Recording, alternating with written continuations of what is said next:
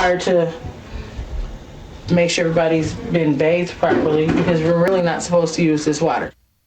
That is a parent from Flint, Michigan, talking about what they have to go through because they can't turn their faucets on. Alex Perez, ABC News correspondent in Flint, Michigan. Good morning, Alex. Thanks for joining us. Good morning. The President Obama called this a natural disaster, and now we hear that people are going door to door handing off bottled water to people. Sure. The frustration here has been growing for months, and finally, residents here in Flint are starting to see some action. National Guardsmen are on the ground delivering water. There have been fire stations set up across town where there are tens of thousands of bottles of water there ready for them to come pick up. Celebrities like Cher also getting involved.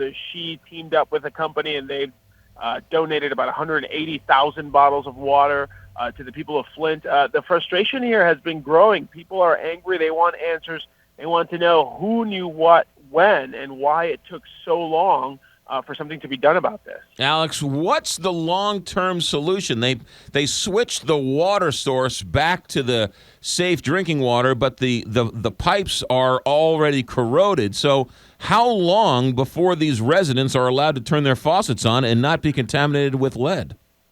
Well, that's the difficult question right now because they're not getting a straight answer from any of the officials involved in this. But I spoke with the mayor here, and she tells me it could be months, anywhere from 6 months or more, before the water here is considered to be safe to drink again. The problem is when they switched from Lake Huron water to water from the Flint River, that water was so toxic that the corrosion that it caused on the pipes has damaged them for a long time. So it will take some while for this film to develop back on those pipes to prevent the lead from leaching back into the water. But it's going to be months, definitely, before things get back to normal here.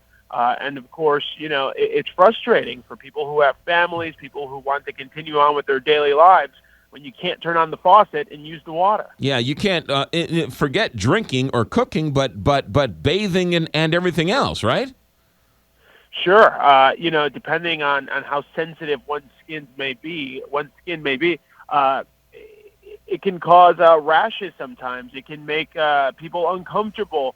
In children, the effects of lead sometimes take months, if not years, to develop. So you don't want to expose your children to that without knowing what's going to happen. And so even when they come up with a solution here, the effects, the problems created by this are probably going to be lurking and showing their heads for several years. Are they prepared to have the National Guard go door to door for months and weeks at a time?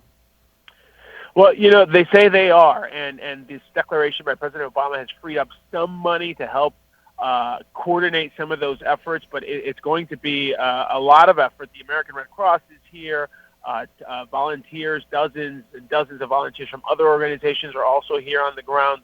And again, there are these fire stations with unlimited amounts of water where people can go pick them up as well. It's going to be a long struggle here, but that's the plan for now. Alex, was it a local decision? Was it a city decision, a county decision, or a state decision to switch the water in the first place? So that's something that's frustrating people here a lot. Also, it was a decision that sort of involved all of those officials. The state had appointed someone to monitor the finances here in Flint because of how desperate the situation was here. And that city manager that had been appointed by the governor is the person who ultimately influenced a decision to switch from Lake Huron water to water from the Flint River. So city officials, state officials, all sort of involved in this.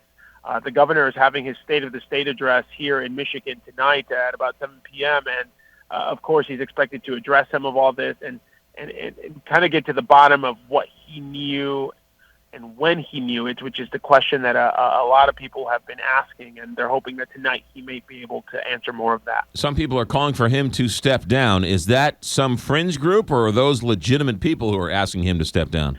There are legitimate people here from all walks of life asking that the governor be held accountable for this.